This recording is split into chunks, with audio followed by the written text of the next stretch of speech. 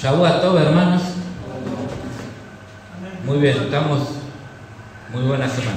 Estamos comenzando ahora, ya estamos en este cierre de Shabbat, viendo lo que estuvimos viendo en el Shabbat. La porción número 24, que se llama Vaikra. Estamos comenzando el libro de Levítico. Y esta porción va desde Levítico capítulo 1, verso 1, al capítulo 6, verso 7. Y significa la porción y llamó. Ok, comienza diciendo, la porción dice así: y el Señor llamó a Moisés y le habló desde la tienda de reunión diciendo. Bien, en esta introducción, esta porción que toma el nombre de y llamó, ¿no? Si vemos la última parte de la porción del libro anterior, dice que estamos viendo, inauguraron el tabernáculo, y dice que si leemos lo que venía ocurriendo, ¿no? Porque el comienzo de este libro sigue el relato de lo que estábamos leyendo en el libro anterior, y dice en el capítulo 40, verso 33: y Moshe levantó el atrio alrededor del tabernáculo y del altar y colgó la cortina para la entrada del atrio. Así acabó Moshe la obra. Entonces la nube cubrió la tienda de reunión y la gloria del Señor llenó el tabernáculo, y Moisés no podía entrar en la tienda de reunión porque la nube estaba sobre ella y la gloria del Señor llenaba el tabernáculo. Amén. Entonces esa era la situación, se quedaron afuera mirando porque no se podía entrar, y en esa situación de estar mirando como la gloria del Eterno era como una demostración de aprobación de parte del Eterno, ¿no? Que después de que habían trabajado todo el tiempo, que habían hecho toda la labor de preparar todas las cosas, ahora al levantarlo, el Eterno manifiesta su presencia, y estaban ahí de tal manera que no podían entrar a ese lugar porque el Eterno llenaba todo. Y en esa instancia es que aparece esta frase con la porción de hoy: y el Señor llamó a Moshe y le habló desde la tienda de reunión diciendo. Y ahí es donde viene donde comienza estas ordenanzas de parte del Eterno, cómo el Eterno establece cómo deben ser las ofrendas, cuáles son las ofrendas que tienen que presentar, cómo, cuándo, dónde. Amén. Entonces, al comenzar esta porción me gustaría remarcar algo, que esto fue dado. Algunos se quedan con eso: la letra mata, el espíritu vivifica. Lo que estaba ocurriendo acá era estaba ocurriendo en medio de una gran manifestación del Eterno, que creo yo, en lo personal, yo nunca jamás lo vi hasta ahora en mi vida, ¿no? Yo nunca vi en un lugar, porque por ahí he sentido, pero no he visto, como vio el pueblo de Israel acá, la presencia de Dios manifiesta visiblemente, de tal manera que era tangible que no podían entrar a un lugar, ¿no? Entonces he vivido cosas hermosas, pero eso no lo he vivido. Entonces esto que estamos leyendo acá ocurrió en un marco de sobrenaturalidad tremenda. No fue algo carnal. No nos queda duda que esto era revelación pura del Eterno. Amén. Aprobación pura del Eterno, lo que se estaba inaugurando en ese momento. Y en ese marco, hermano, creo que yo miro de cara al futuro, porque dice que la gloria postrera de esa casa será mayor que la primera. Si bien acá estamos hablando del tabernáculo móvil, luego fue el primer templo de Salomón, que también cuando Salomón lo inaugura, ocurre lo mismo, no sé si se acuerdan, ocurre la misma cosa.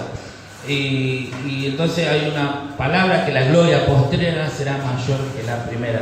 Entendemos que esto es a futuro, cuando el Eterno, en Ezequiel 37 cuenta que Él va a reunir a Israel, va a poner al rey, al hijo de David, que va a reinar para siempre, y va a restaurar el tabernáculo, y todas las naciones sabrán, cuando vean eso, la restauración del tabernáculo, que el Eterno santifica a Israel. Amén. Y en ese contexto creo que se cumple a plenitud la palabra que dice: y que toda la tierra será llena del conocimiento de la gloria del Eterno. Amén. Así que a mí me parece maravilloso que esto no es humano, no son caprichos humanos, es revelación del Eterno. Y antes de seguir, como sé, bueno, algunos estaban en el grupo ahí que hubo el debate esta semana. El grupo de varones es más tranquilo porque casi nadie habla nada, pero esta semana tuvo hubo bastante diálogo ahí esta semana. Bueno, me parece interesante para descartar todo malentendido por lo que vamos a hablar, y lo que voy a hablar no es porque a mí se me ocurre, sino porque justo la porción habla de esto, habla de los sacrificios, y tenemos que ver con una mente abierta qué es lo que el Eterno nos puede edificar hoy a través de eso, que hoy no se está practicando, pero que de alguna manera creemos de todas maneras que tiene manera de edificarnos y darnos alguna enseñanza hoy. Amén. Entonces, primero, antes de arrancar, quisiera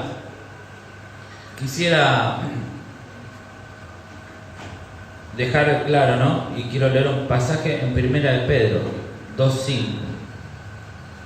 Dice así: vosotros también, como piedras vivas, sed edificados como casa espiritual y sacerdocio santo, para ofrecer sacrificios espirituales aceptables a Dios por medio de Yeshua HaMashiach. Entonces, vamos a leer sacrificio.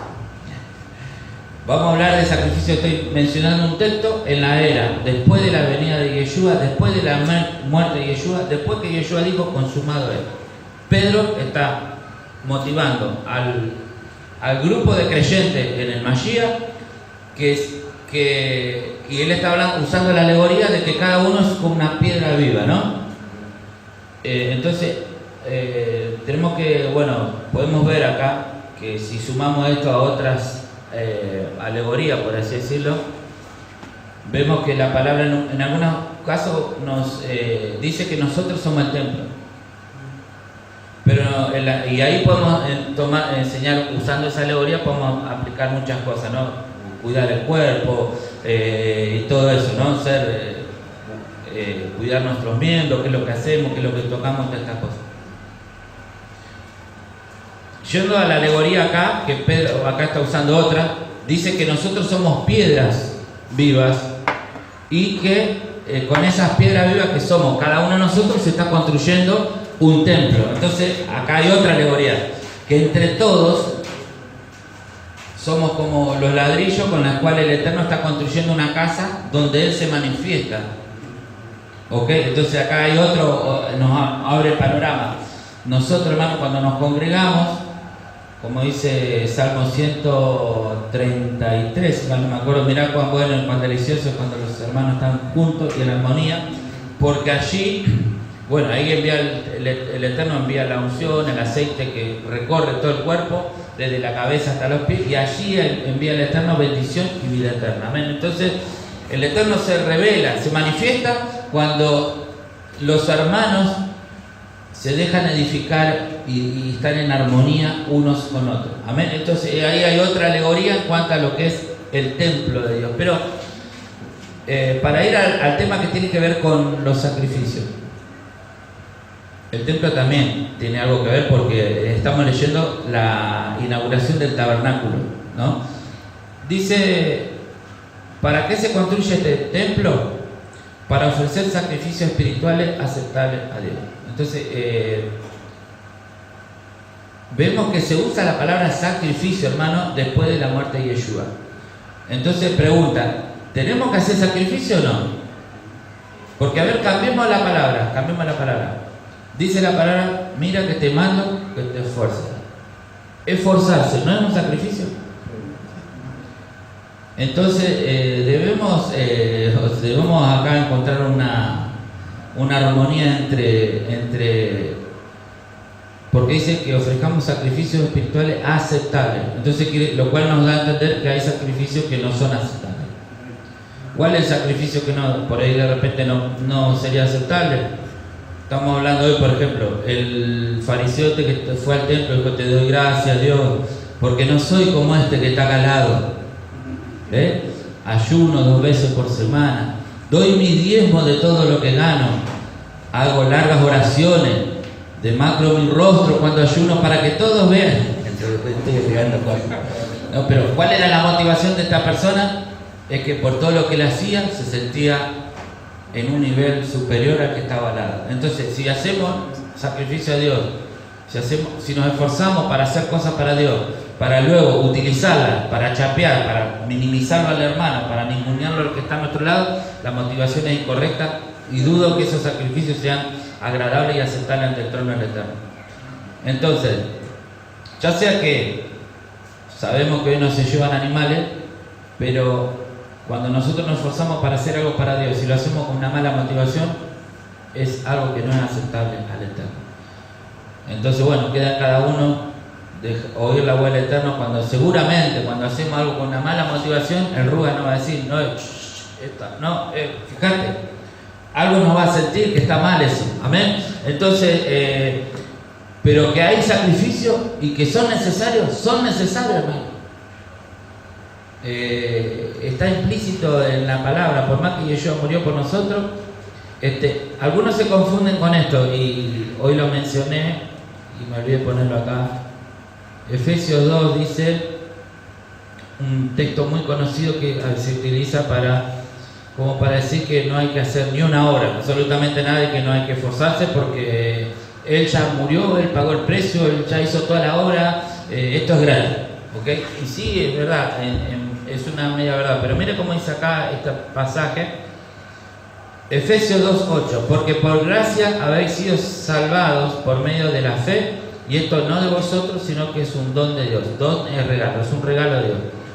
No por obras para que nadie se gloríe. De ahí sale una teoría, digo yo, de que nosotros no tenemos que hacer nada. Nosotros esto es un regalo y no hagamos nada. O sea, esto Dios te lo regala y listo. Aceptar regalo. Pero sigue diciendo, porque somos hechura suya, creados en el Mashiach Yeshua, para hacer buenas obras, las cuales Dios preparó de antemano para que anduviéramos en ellas. Entonces, no somos salvos por obra, pero sí fuimos salvados para hacer buenas obras. Entonces, el problema es cuando una persona cree que en algún momento está negando la obra del Mashiach, creyendo que no era tan indigno como algunos piensan, y que en cierta forma lo que él hace es tan bueno que ya alcanza para, digamos, ya merita la salvación. Entonces lo está haciendo con un concepto equivocado. Nosotros no había obra alguna que nosotros podíamos hacer para que seamos salvos. Por eso Yeshua ocupó nuestro lugar, ocupó y llevó el castigo de nuestra paz, lo llevó sobre él, ¿okay? Pero una vez que hemos sido salvos, entendemos que fuimos salvos para buenas obras, que Él ya predestinó de antemano para que viviésemos en ella. Entonces ahora le correspondemos ese regalo inmerecido que nos dio. Estamos tan agradecidos que era, como decía Pablo, somos deudores. Amén. Por precio fuiste comprado, entonces nos sentimos deudores de Él y le correspondemos con amor, esforzándonos para hacer su voluntad. Amén. Entonces cuando uno entiende claramente que la salvación la recibió por fe y como un regalo y por mérito del Mashiach, pero que ahora está en deuda y por amor le sirve al Eterno de corazón, entonces las obras que uno haga no están mal ni están de más, todo lo contrario, es entender lo correcto. Fuimos salvados para hacer esas buenas obras. Amén. Y Yeshua dijo en Mateo 5 que cuando los hombres vean nuestras buenas obras dirán, dice acá, así brille vuestra luz delante de los hombres para que vean vuestras buenas acciones y glorifiquen a vuestros padres que están en los cielos. Quiere decir que si los que nos rodean no ven nada, entonces al final, ¿para qué fuimos salvos? Si eso es el propósito del Eterno. Entonces el problema es cuando yo me confundo y pienso que soy como la oración del que mencionaba recién, decía, te doy gracias a Dios porque soy mejor que y porque ayuno y porque hago esto, y lo pisotea al que está al lado. Entonces ahí ya esa persona claramente está confundiendo, está creyendo que es superior por lo que hace, cuando en realidad, como dice en otra palabra, Y cuando uno hace lo que tiene que hacer, no se tiene que vanagloriar de nada, porque simplemente hizo lo que tenía que hacer y nada más. Como dijo Yeshua, lo enseñó así. Cuando usted dice, el que viene al campo de trabajar a la casa del amo, no se sienta para que el amo le dé comer, no, va y prepara la comida y no espera que le digan gracias. Bueno, si le dicen gracias es un buen gesto, ¿no? Pero no está esperando que le digan gracias porque simplemente hizo lo que tenía que hacer. Y así nosotros también, cuando servimos, obedecemos al Eterno, no esperamos que nos aplaudan ni que nadie nos diga, oh, qué bien que guarda los mandamientos este hermano, qué impresionante. No esperamos eso porque no andamos buscando eso. Lo que nosotros buscamos es confortar el corazón de nuestro Padre y corresponderle lo mucho que le ha hecho por nosotros. Y esa creo que es la forma en que nuestros sacrificios sean aceptables a Dios, sea algo que es del agrado de Él. Amén. Romanos 12:1, que es otro pasaje que habla de... Por eso también es necesario leer la Torá para ver cómo eran los sacrificios, ¿no? Romanos 12:1. Por consiguiente, hermano, os ruego por la misericordia de Dios que presentéis vuestro cuerpo como sacrificio vivo, santo, aceptable a Dios, que es vuestro culto racional. Otra vez usa la palabra aceptable a Dios, quiere decir que es factible que una persona confunda las cosas y aunque esté haciendo lo que se entiende que en términos generales hay que hacer, lo haga y no sea aceptable. ¿Ok? Entonces, pero nuevamente quiero mostrar que hay un pasaje posterior a la muerte de Yeshua donde Pablo nos enseña que en realidad el sacrificio, y esto está en línea con lo que he leído en los comentarios de la porción de la Torá de estos, que la mayoría de los sabios entienden de que cuando el hombre, la persona, llevaba el sacrificio, él entendía que ese animal representaba a uno mismo. Entonces representa nuestra parte animal que se revela a los principios del Eterno, ¿ven? Entonces la persona, hay varias acciones que la persona hacía, como lo podemos leer, que llevaba el animal, ponía la mano sobre la cabeza del animal, y una parte dice que la misma persona tenía que desollarlo, tenía que cortar en pedazos ese animal en el caso del holocausto, y todo eso lo hacía tomando conciencia de que cada una de esas partes representa ciertas cosas malas que uno hace, ¿no? Entonces cuando él lo iba haciendo, él iba tomando conciencia de mirar lo que generé a causa de mi pecado, ahora estoy haciendo esto a un animal inocente. Un inocente está tomando. Entonces eso lo ayudaba a tomar conciencia de lo animal que fue, para decir, bueno, a partir de ahora realmente no quiero comportarme y quiero morir a esto, a esta inclinación o a estas actitudes, acciones que no son del agrado del Eterno. Amén. Dice acá en Romanos 12:1 que el sacrificio de nuestro cuerpo a Dios es nuestro culto racional. Sigue diciendo, para que podamos entender mejor esto, y no os adaptéis a este mundo, en otra palabra dice, no toméis la forma, no os conforméis al mundo, sino que transformaos mediante la renovación de vuestra mente, para que verifiquéis cuál es la voluntad de Dios, lo que es bueno, aceptable y perfecto. Quiere decir que nuestro culto consiste justamente en morir cada día a nosotros mismos, a sacrificar esa parte animal que tenemos, esas inclinaciones malas, y no, aunque quizás el entorno nuestro haya influido en nosotros para que tomemos a cierta forma parecida a como actúan todos, pero nosotros al leer la Escritura nos vamos transformando y a medida que vamos entendiendo lo que la Torá nos enseña, cambiamos, renunciamos a ciertas actitudes y nos vamos tomando la forma del consejo de la Torá. ¿Amén? Y verificamos cuál es la voluntad de Dios, agradable y perfecta, y nos atamos a esa voluntad. Y esa acción es un sacrificio, hermano. O sea, no vaya a pensar que es algo fácil. Amén. Entonces, tenemos que lidiar contra nuestros apetitos, nuestras inclinaciones. Entonces, hermano, esto es el verdadero sacrificio. En esencia, se trata de eso. Amén. Y bueno, tenía un pasaje acá que de introducción, bueno, se me está yendo bastante largo, pero dice acá.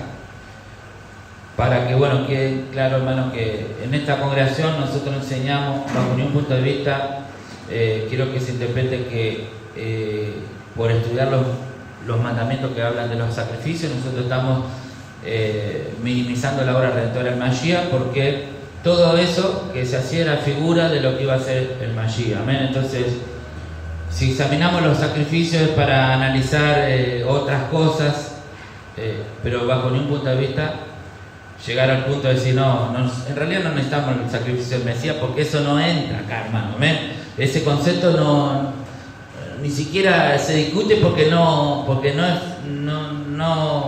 entra. Acá en la base es que Yeshua, nuestro Salvador, es el autor y el consumador de nuestra fe. Amén. Amén. Vamos a leer Hebreos 10:1, algunos textos. Dice, pues ya que la ley solo tiene la sombra de los bienes futuros y no la forma misma de las cosas, nunca puede, por los mismos sacrificios que ellos ofrecen, está hablando de los jóvenes, continuamente año tras año, hacer perfectos a los que se acercan. Amén. Ahora nosotros, imitando y siguiendo a Yeshua, vamos, dice que es la altura del varón perfecto, dice hasta llegar a la estatura y altura del varón perfecto, que es Yeshua, es el varón perfecto, o sea, que él es nuestro modelo a seguir. Dice, de otra manera, no habrían cesado de ofrecerse, ya que los adoradores, una vez purificados, no tendrían ya más conciencia del pecado. Pero en esos sacrificios hay un recordatorio del pecado año tras año, porque es imposible que la sangre de toro y de macho cabrío quite los pecados. Por lo cual, al entrar en el mundo, dice, sacrificio y ofrenda más querido, pero un cuerpo has preparado para mí. En holocausto y sacrificio por el pecado no te has complacido. Entonces dije, aquí yo he venido, en el rollo del libro está escrito de mí, para hacer, oh Dios, tu voluntad. Habiendo dicho arriba, sacrificio, ofrenda y holocausto y sacrificio por el pecado no has querido, ni en ellos te has complacido, los cuales se ofrecen según la ley. Entonces dije, he aquí yo he venido para hacer tu voluntad. Él quita lo primero para establecer lo segundo. Bien. Entonces, hablando de sacrificios que son hechos por el pecado, porque acá es interesante ver algo, que en esta porción de la Torá que vamos a leer, vemos que hay 4 tipos de sacrificios.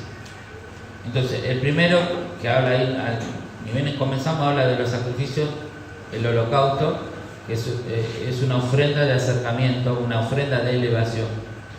Estaba leyendo para una enseñanza ahí con respecto a eso, que este sacrificio de holocausto era ofrecido por 2 motivos: por pecados de malos pensamientos, o simplemente por una persona que quiere elevarse al Eterno, acercarse. Entonces viene y trae una ofrenda para acercarse al Eterno. Quiere decir que esta ofrenda de holocausto, uno ve a una persona que traía una ofrenda de holocausto, no sabía si era por un pecado o si era simplemente una ofrenda para acercarse al Eterno. ¿Okay? Esa ofrenda se partía el animal en pedazos, se ponía en el altar y se quemaba absolutamente todo. No, o sea, en otras ofrendas se come un pedazo de carne, pero en esta ofrenda se consume absolutamente todo, y dice que se deja toda la noche hasta que se haga ceniza todo el animal. Esa es la ofrenda del holocausto. Entonces, ese humo que levanta cuando se hace el fuego, es como que el significado es que uno, al quemar la parte animal de uno se acerca al Eterno. Repito, esta ofrenda, solo en el caso que el ofrendante la traía por malos pensamientos, era para expiar los malos pensamientos, pero podía no ser así, podía ser simplemente una ofrenda que no era por el pecado. Entonces ya de entrada la primera ofrenda que vemos, que puede ser, de acuerdo al que la ofrenda, puede ser para expiar o no. ¿Okay? Vemos otra ofrenda. Entonces quiero mostrar esto para que veamos que no todas las ofrendas o no todos los sacrificios, ya que Yeshua murió para expiar exclusivamente la culpa y el pecado, vemos que hay otros sacrificios que no son para expiar, son para acercarse al Eterno. Y repito algo, no quiero que entiendan que yo estoy promoviendo los sacrificios o decir, hermano, ahora cuando hago en el templo vamos corriendo a hacer un sacrificio, pero simplemente quería lograr que, o tratar de marcar algunos textos bíblicos como para que tengan una mente abierta, para que si ven que los judíos hacen esos sacrificios, en sí no es, digamos, bíblicamente está esa posibilidad. ¿Por qué? Porque no hay sacrificios que no son por el pecado, ¿okay? Pero tengamos una mente abierta, porque veo que algunos se ponen locos, no, eso no es de Dios, porque los sacrificios, Yeshua ya sufrió todo y ya no hace falta más ni un sacrificio, y ponen cualquier, o sea, la reconstrucción del templo y que reanuden los sacrificios lo ponen como algo, como una afrenta al Mashiach. Pero si analizamos la ofrenda vamos a ver que no todas son por el pecado. ¿Ok?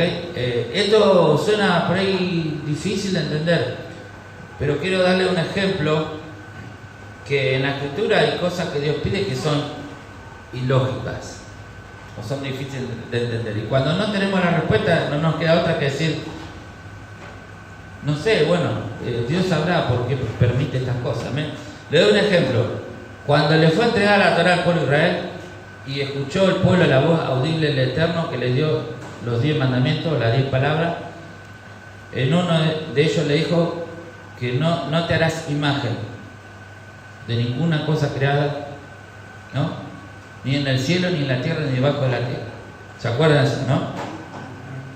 ¿Cómo es posible que Moshe en un momento, cuando lo picaron la serpiente, aparezca con la imagen de una serpiente en un asta y diga, el que lo picó la serpiente, mire esta imagen y será sanado? ¿Cómo es posible? Siendo que el Eterno mismo dijo, no te harás imagen. Cualquiera podría haber dicho, Moshe, ¿en qué quedamos? ¿No nos dijo el Eterno que no nos damos imagen? ¿Por qué nos trae una imagen para que la veamos? ¿Tiene lógica esto?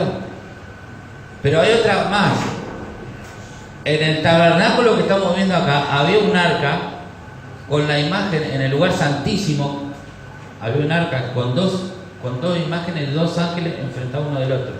Si el Eterno dijo que no nos hagamos imágenes, ¿cómo puede ser que en el lugar santísimo, el lugar donde se efectuaba la propiciación por el pecado, era en medio de esas 2 imágenes de 2 ángeles? Y desde ahí le hablaba el Eterno a Moshe. ¿Y cómo es posible que el mismo diga que no se hagan imágenes? Estoy dando un caso claro, entonces, ¿qué podemos decir a eso? Podríamos armar un debate y una doctrina terrible de acá, no es bíblico el templo porque hay 2 imágenes o un montón de cosas, pero no lo hacemos porque no entendemos. Aparte de eso representaba la presencia, la imagen de la presencia de Dios visible, ¿no? Claro. Con los ángeles, que está la presencia de Dios y los ángeles. Esa es una representación visible en esa época de la presencia de Dios. Claro.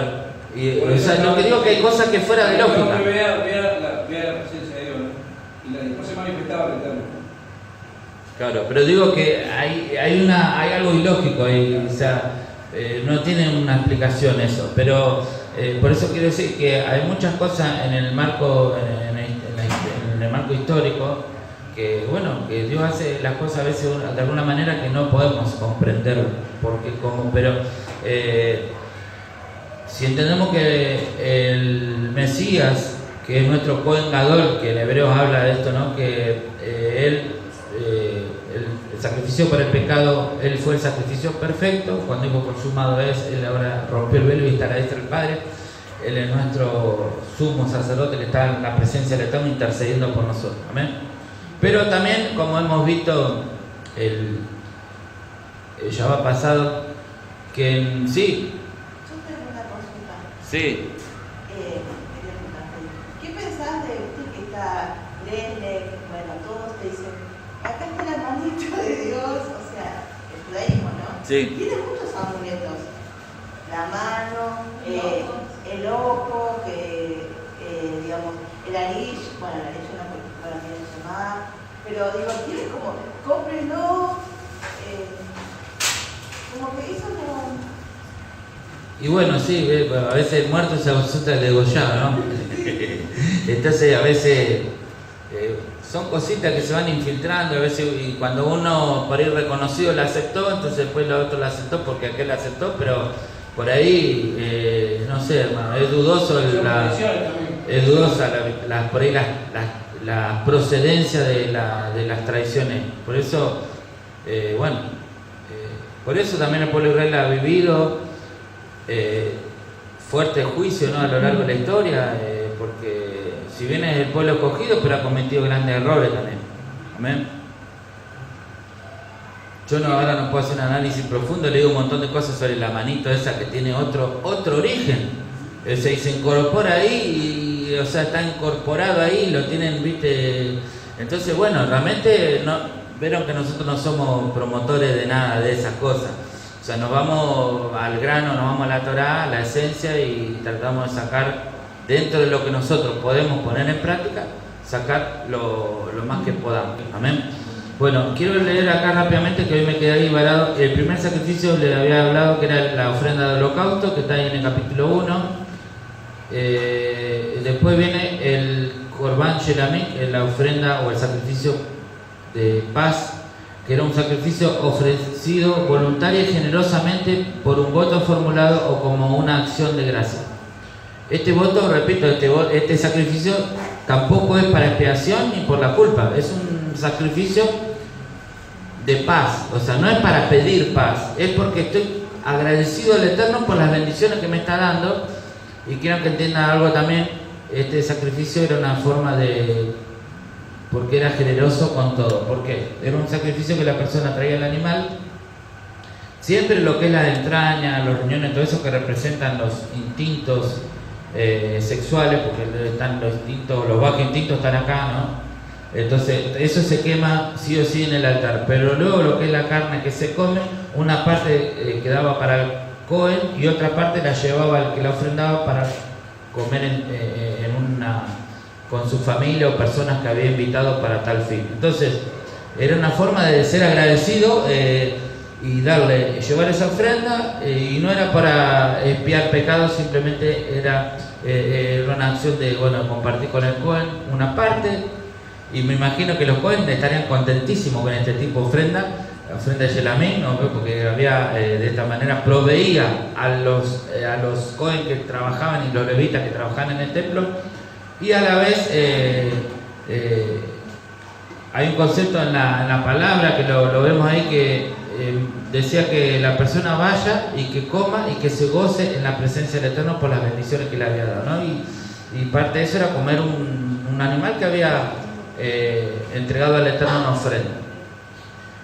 Entonces este animal o esta ofrenda de Shelamim tenía dos motivos: puede ser de paz, de gratitud por las bendiciones, o por un voto,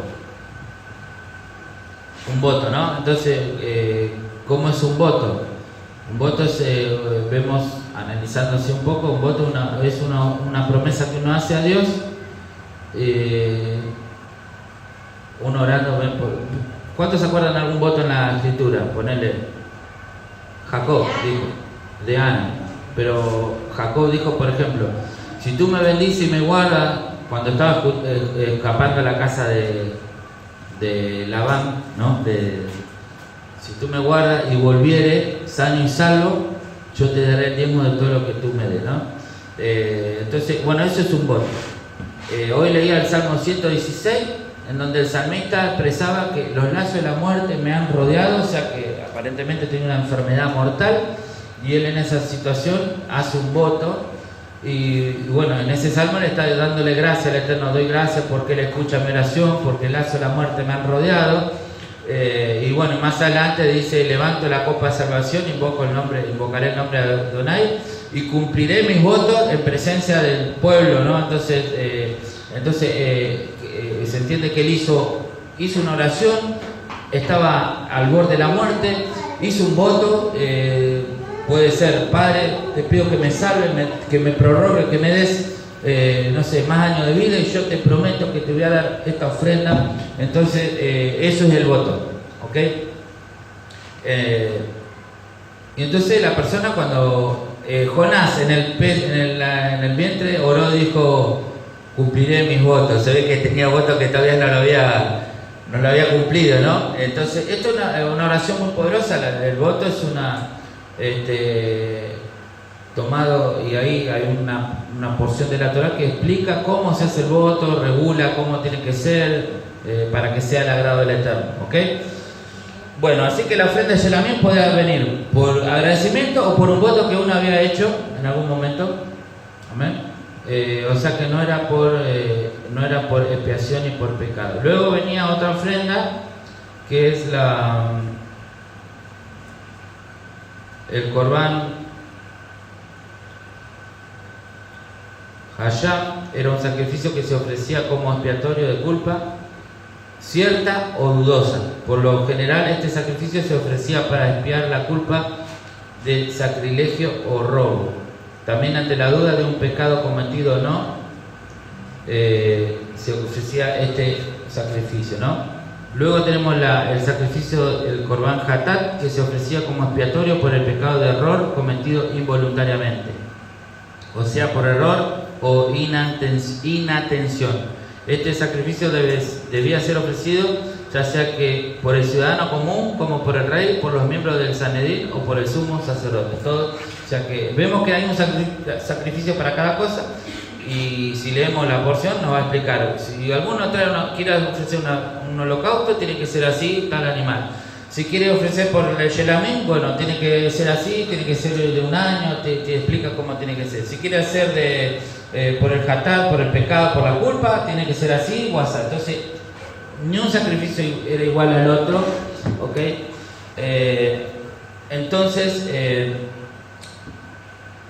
de ahí podemos entender de que de repente podría haber un templo y podrían haber ciertos sacrificios, y eso no sería nada un atentado contra la figura del Mashiach. También quería leer algo interesante acá, porque hoy justo una hermana me dio pie, hizo una pregunta y es interesante esto.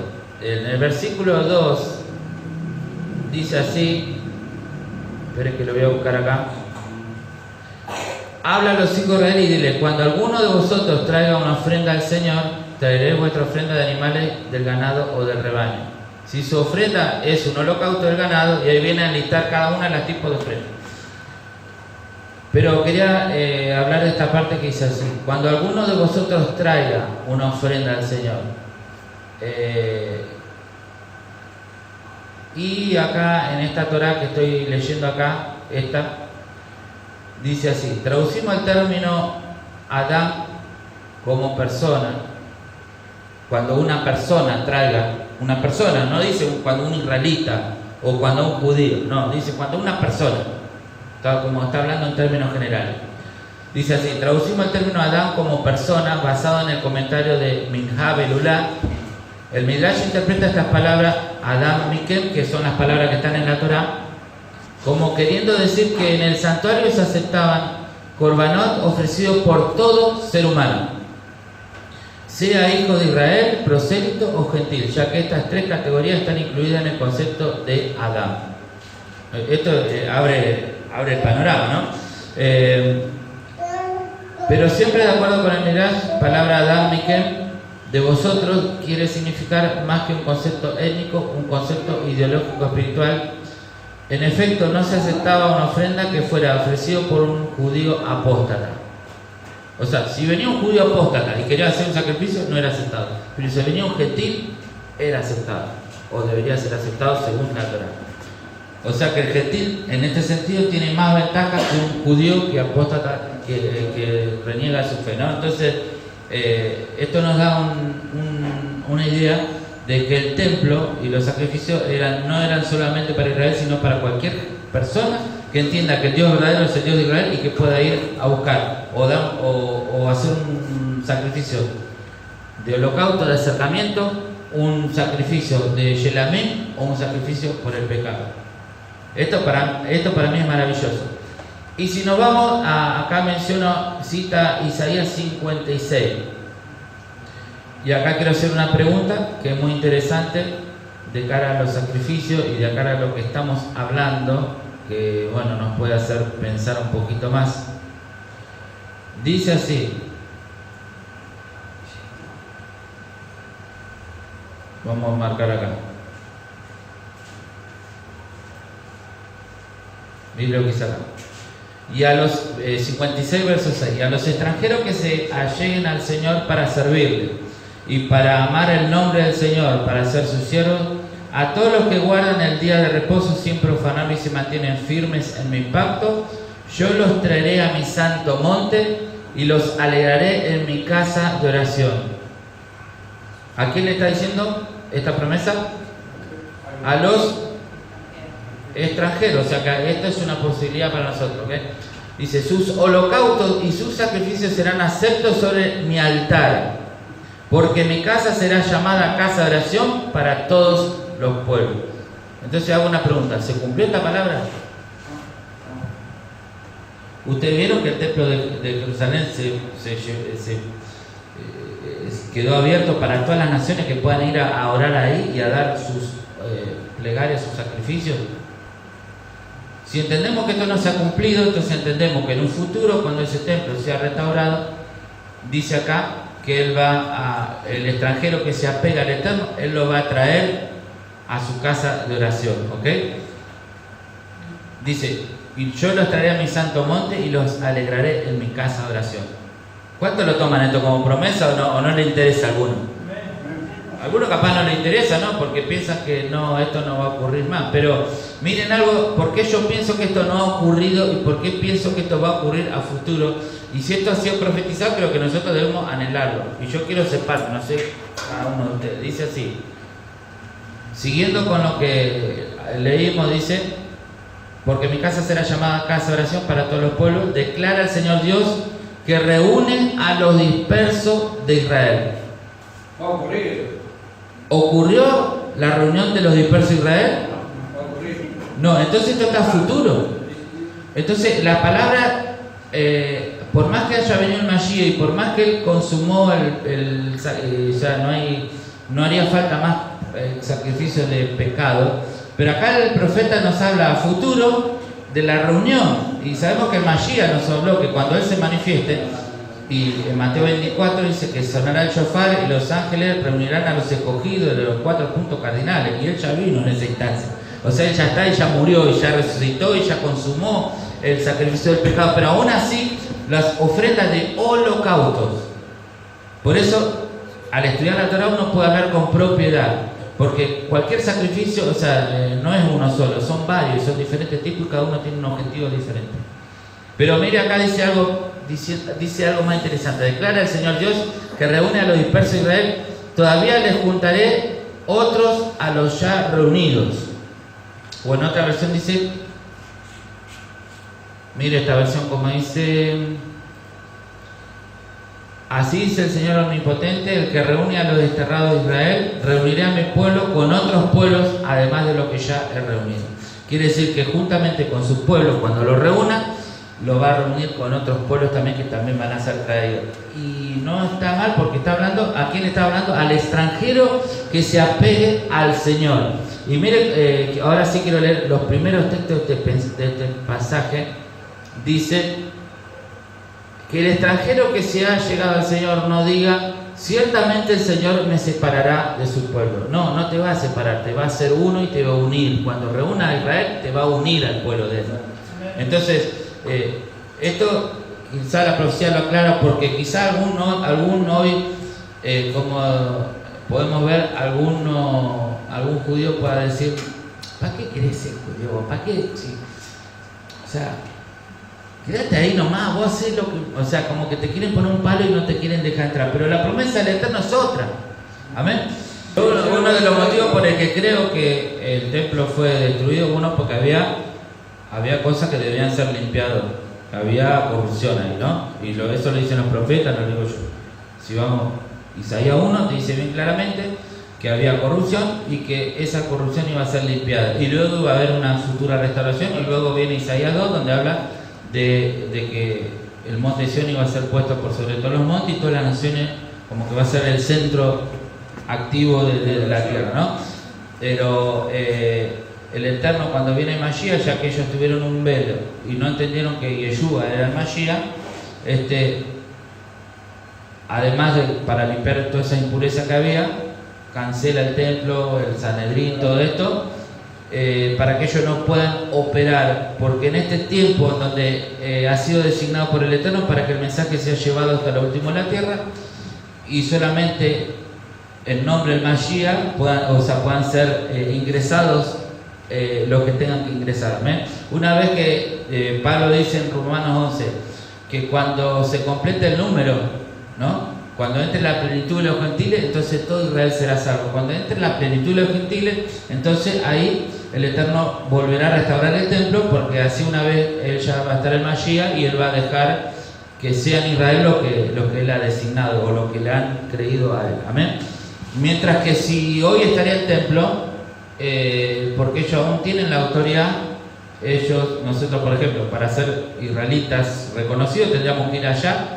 Y si nosotros creemos en Yeshua, que ellos no lo ven como el Mashiach, nos descartarían como parte de Israel. Entonces, en esta situación en que no están definidas bien las cosas, porque ellos no están ejerciendo activamente ese liderazgo que tienen, porque recuerden que Jacob, cuando bendijo a Judá, dijo que nunca se apartará el cetro de mando de Judá. O sea, Judá tiene la autoridad, ¿no?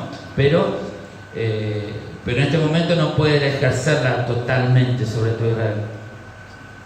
Pero Yeshua, que es el rey, el león de la tribu de Judá, que es el que se nos ha revelado y es el que tiene el cetro en este momento, y es el que te dice que en el nombre de él, si nos bautizamos y creemos en él, tenemos perdón del pecado y somos parte de Israel, aunque hoy el judaísmo no nos reconozca como tales, pero cuando venga el Mashiach, así será. Amén. Y ahí será restaurado todo Israel. Otro punto más que Isaías 56 nos confirma que esto no se ha cumplido y que está dentro del marco posterior a la venida de Yeshua, es lo siguiente. Cuando comienza este capítulo dice: así dice el Señor, preservad el derecho y haced justicia, porque mi salvación está para llegar. ¿Quién es el que trae la salvación? Yeshua. Entonces estaba hablando de la venida del Mashiach, ¿no? Y mi justicia está por ser revelada. Para que veamos claramente, Pablo dice que justificado pues por la fe tenemos paz para con Dios por medio de Yeshua HaMashiach. Entonces la salvación y la justicia venían de la mano de Yeshua. Y en ese contexto dice: cuán bienaventurado es el hombre que hace esto y el Hijo del Hombre que a ellos se aferra, que guarda el día de reposo sin profanarlo y guarda sus manos de hacer el mal, de hacer mal alguno. Quiere decir que dentro del marco de la venida del Mesías había que seguir, y era igual de importante guardar el Shabbat, de tal manera que el Eterno promete y dice: cuán bienaventurado es el hombre que permanece guardando el Shabbat. Amén. Y que el extranjero que se ha acercado al Señor no diga: ciertamente el Señor me separará de su pueblo, porque no lo va a separar, sino que lo va a llevar a su casa de oración y lo va, como decía más adelante, los traeré a mi monte santo y los alegraré, y en otra versión dice: los recrearé en mi casa de oración. O sea que va a ser un deleite cuando eso ocurra. Amén. ¿Y qué va a ocurrir cuando Él nos reúna? Va a haber holocausto y los sacrificios van a ser aceptos, porque en este momento no son aceptados. Por eso hoy no está el templo. Amén. Entonces este pasaje nos da la posibilidad de que en esa instancia vuelvan los sacrificios. Amén.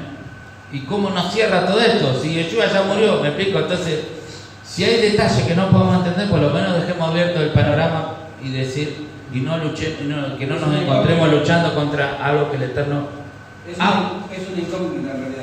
Ha prometido que va a ser. Amén. Pero obviamente dentro del marco que el sacrificio de Yeshua es el que ha consumado perfectamente una vez y para siempre nuestros pecados para todos.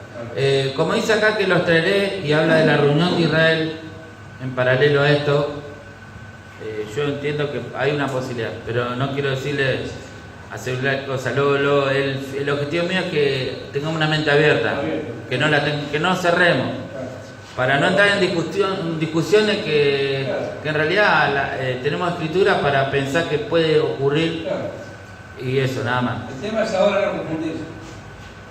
Amén. Para cerrar definitivamente con esto, hermano. Veo que la ofrenda de Shelamim era, dice, por acciones de gracia o por voto. ¿Ok? Ahora, hay muchos votos que uno puede hacer espontáneamente o puede hacer el voto que uno sienta. Tenemos a Ana, que hizo un voto, Jonás en el vientre del pez dijo: cumpliré mis votos. Quizás tenía unos votos pendientes para cumplir que no lo había cumplido. El salmista habló del borde de la muerte, también habló de ir a cumplir sus votos. ¿Amén? Entonces están los votos. Pero hay un voto que la Escritura habla y regula cómo debe ser.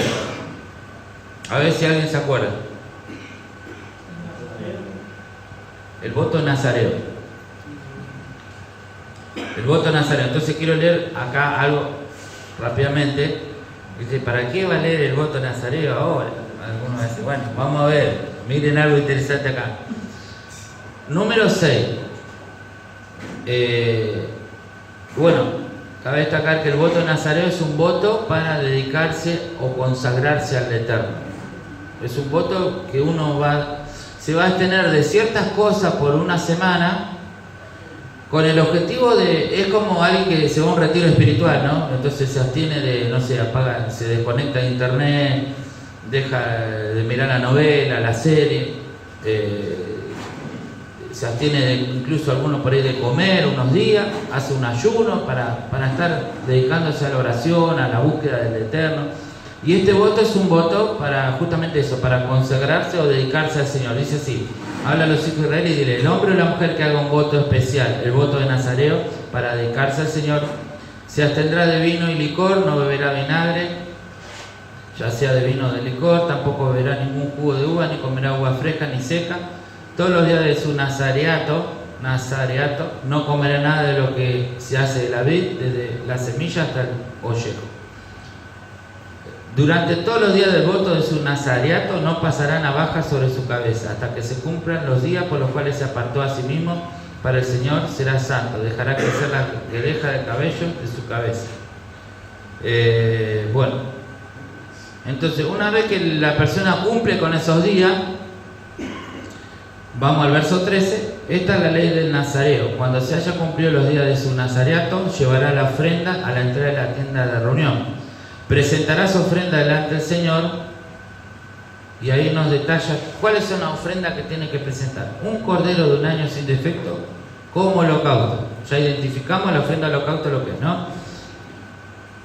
Además, una cordera de un año sin defecto como ofrenda por el pecado, y un carnero sin defecto como ofrenda de Shelamim, ofrenda de paz. O sea que el nazareo, cuando termina el ciclo, debe ir al templo y debe hacer las 3 ofrendas.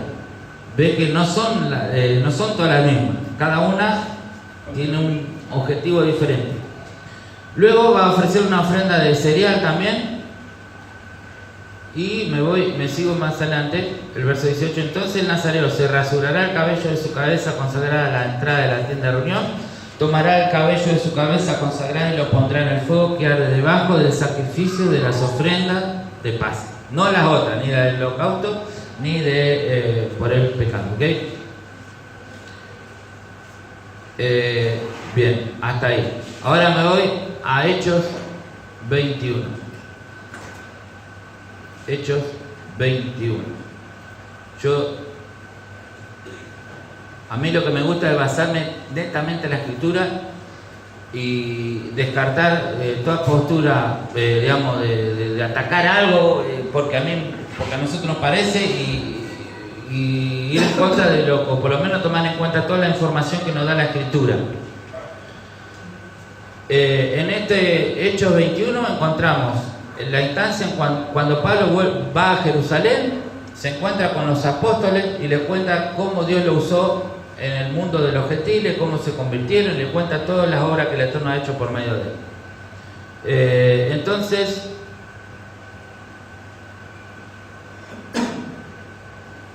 verso 20, capítulo 21. Y ellos cuando lo oyeron, o sea, para saber quiénes son ellos, a ver,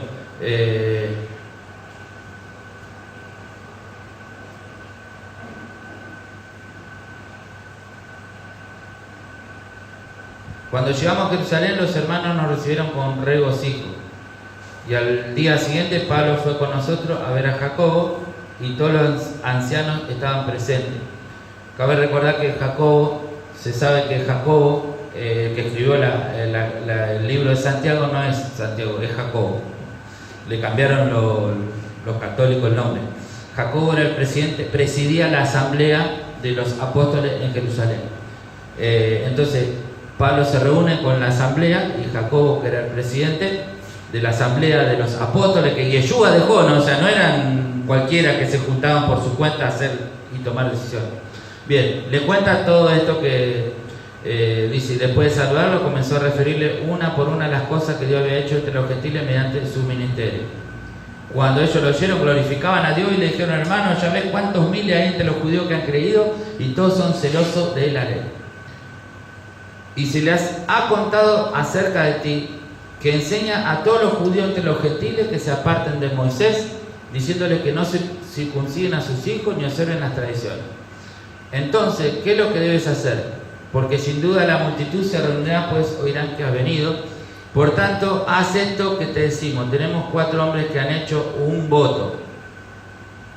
Bueno, ¿qué voto puede ser? El único voto que la Torah habla es el voto del nazareo. Pero vamos a ver si se trata de ese voto. Por ahí hicieron un voto, no sé, un voto como el de Ana o cualquier otro. Dice así, verso 24: tómalos y purifícate junto con ellos.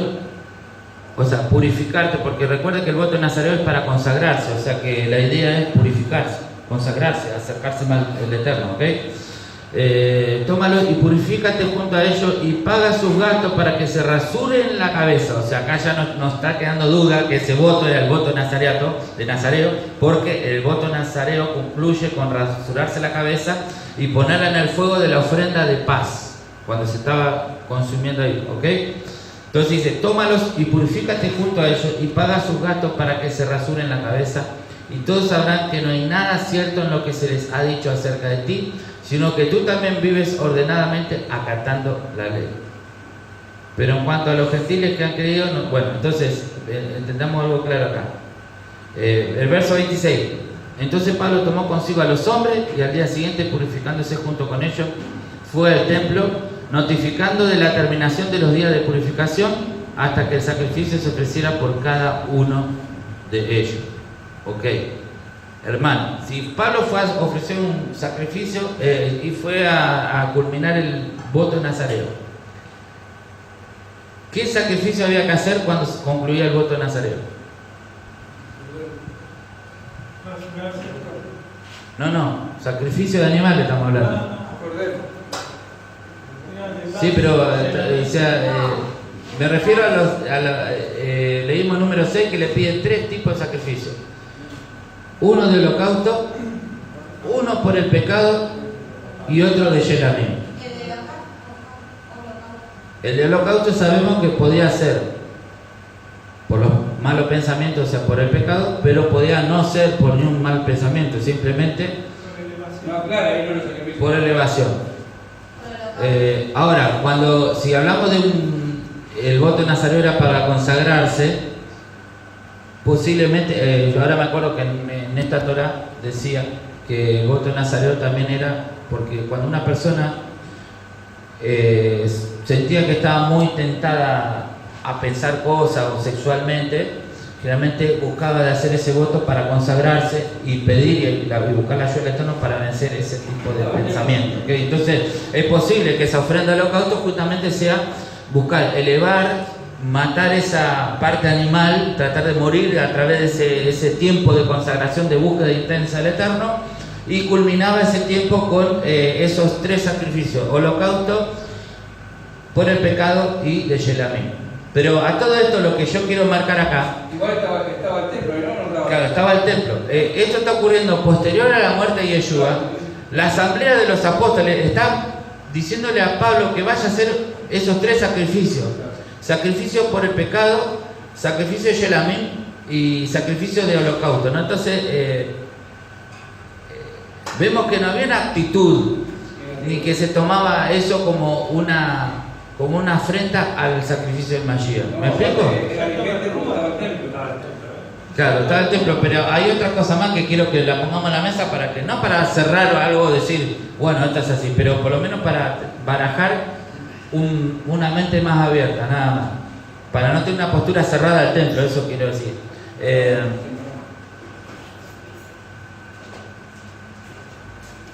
Todo esto da la pauta que cuando se reconduce al templo va a haber sacrificio, ¿no? Claro, eso, tener una mente abierta. Pero ya repito, no estoy motivando, hermano, ni bien hablan en el templo, salimos corriendo a hacer un sacrificio, ¿ves? Porque simplemente no oponernos ni empezar a escribir artículos para denigrar o decir eso nomás, ¿ok? Porque no vemos... ¿no? Como que no va a ser una transgresión. Claro. Y en cuanto empiecen a hacer sacrificio. Claro, porque vemos, si Pablo lo está haciendo, está dispuesto a hacerlo, incluso para demostrar que no está en contra de las leyes. Ok, entonces, y eso se lo están sugiriendo no unos hermanos comunes ahí, sino que se lo está sugiriendo la asamblea de apóstoles con Jacobo presidiendo esa asamblea, ¿no? Que era la asamblea de los apóstoles, que fueron los que vieron al Señor morir y resucitar, los que fueron testigos oculares de su muerte y lo que él mismo Mashiach comisionó para que sean las autoridades. Lo que Yeshua dijo que cuando él venga y restare su trono de gloria, se sentarán en 12 tronos para juzgar a las 12 tribus de Israel. Entonces no era un consejo decir, nada, se equivocaron esto, ¿cómo van a decir eso? ¿No? Entonces, como yo no puedo decir eso, entiendo que debo abrir mi mente y debo entender que el templo en algún momento puede ser, va a ser reconstruido, claro, y los sacrificios volverán.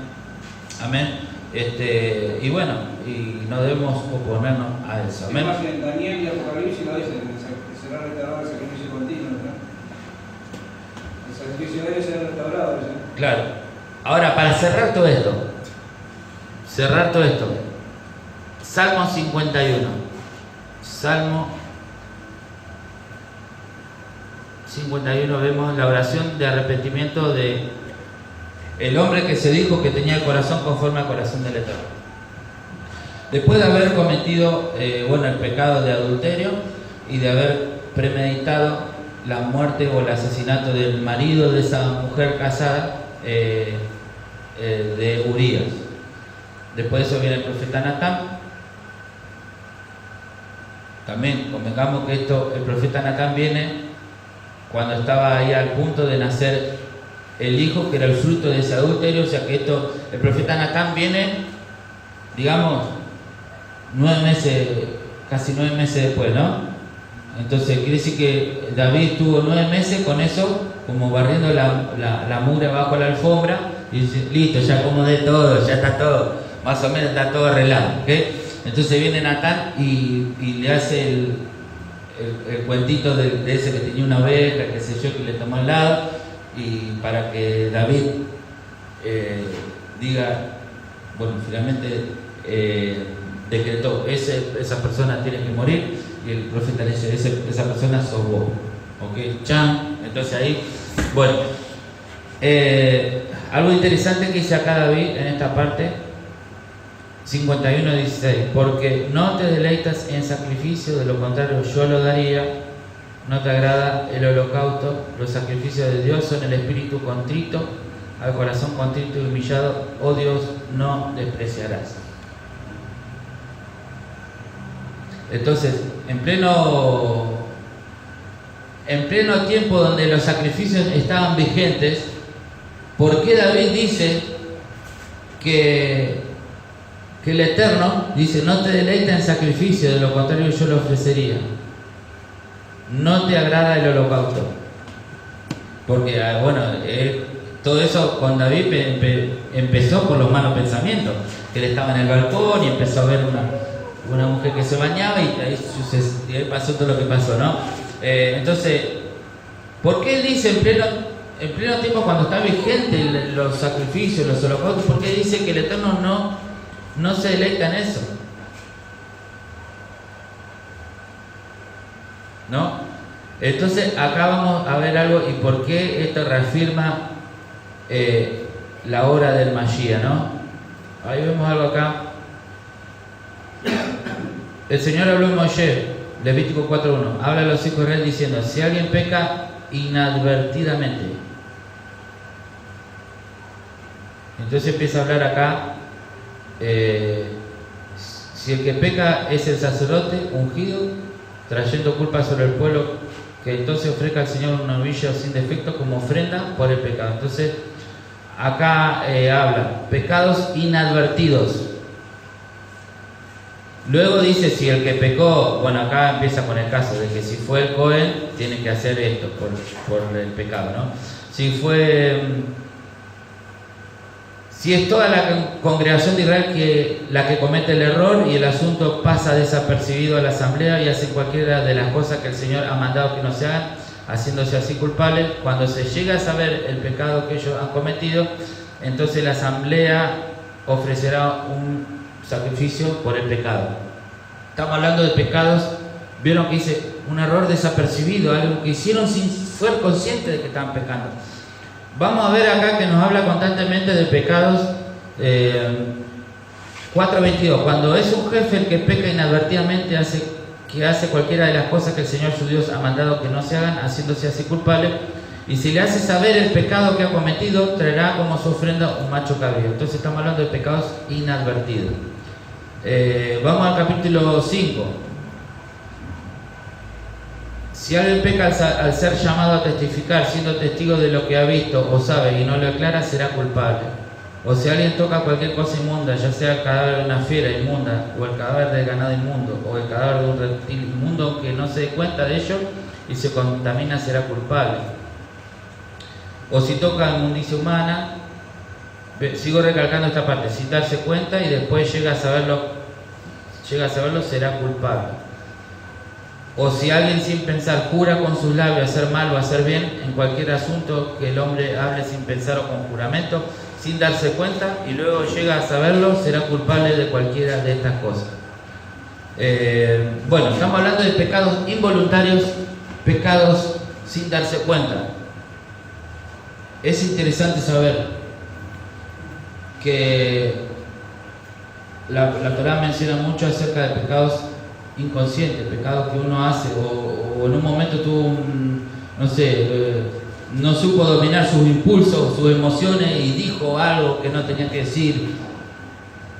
Entonces estamos hablando de pecados inadvertidos, pecados que fue sin querer queriendo, podríamos decir, ¿no? Como dice el Chavo, ¿no? Entonces, pero ¿qué pasa con los pecados que son premeditados? Pecados conscientes. Entonces, yo escuché que en la Torá no hay sacrificio para pecados voluntarios, conscientes y premeditados. Hay sacrificio por el pecado involuntario. Pero hay uno que vino a morir y a tomar nuestro lugar por nuestros pecados voluntarios. Por eso entiendo, y esta es mi interpretación, que David dice, ya que él premeditó ese pecado, premeditó la muerte de Urías. O sea, todos sabemos que por ahí podemos tener un impulso a hacer algo, pero si uno tiene 2 o 3 meses, te imaginas, mandó a llamar a Urías. ¿Cuánto puede tardar? Se puede tardar 1 mes, 2 meses para venir desde donde estaba en la guerra. Tuvo 2 meses para pensar. Trató de hacerlo, emborracharlo para mandarlo a la casa, para que quede como que era hijo de él. O sea, toda la trama que él hizo fue todo premeditado y tuvo mucho tiempo para pensar y decir, no, estoy haciendo una locura.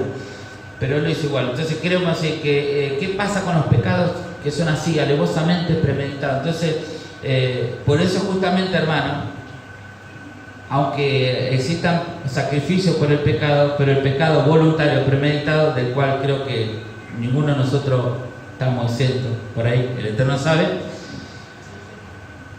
hay uno solo que puede expiar eso, que fue Yeshua HaMashiach. Amén. Entonces, por eso, hermano, por más sacrificio que hagan en el templo, hermano, sabemos y somos conscientes como David, que llega un momento que los animales no pueden suplir nuestras culpas. Y que hay uno solo que sí lo puede hacer, que fue el Mashiach. Amén. Cuando estamos muertos en nuestros delitos y nuestros pecados y no teníamos retorno, el Mashiach dio su vida y tomó nuestro lugar y el castigo de nuestra paz fue sobre él. Amén. Y gracias a él nosotros estamos acá donde estamos. Amén. Por lo tanto, el sacrificio de él es insustituible. La Torá y la ley no proveía para ese sacrificio y era figura y sombra de lo que él iba a hacer por nuestros pecados. Los sacrificios tenían más que ver con una actitud, una acción que necesita hacer la persona para decir: hago esto y doy vuelta a la hoja y a partir de ahora me esfuerzo para hacer la voluntad del Eterno. Amén. Entonces es como que esas cosas que uno necesita para, como dice, sin obra la fe es muerta. Entonces era la obra que acompañaba y que liberaba esa acción, esa fe,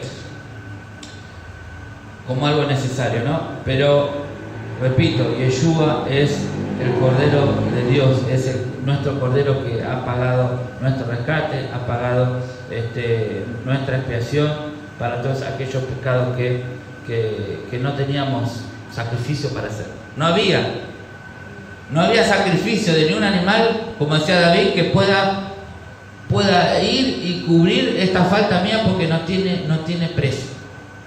Porque esto fue algo totalmente premeditado. Y David dice: al corazón contrito y humillado no despreciarás tú. Entonces, ¿qué es lo primero que el Eterno busca? Es un corazón contrito y humillado. Porque eso es lo que el Eterno no va a despreciar. Y a los méritos de Mashiach nos remitimos para que podamos restaurar nuestra comunión definitiva con el Eterno. Amén.